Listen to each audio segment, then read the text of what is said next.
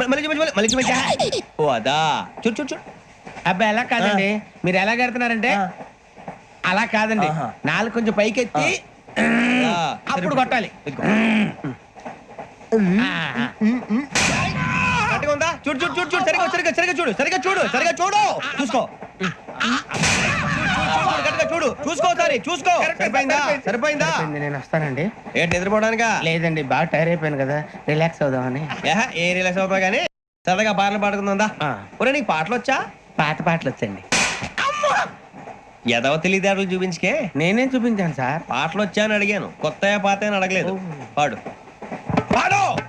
కొట్టనంటే పడతాను సార్. పాడితే కొట్టను రా.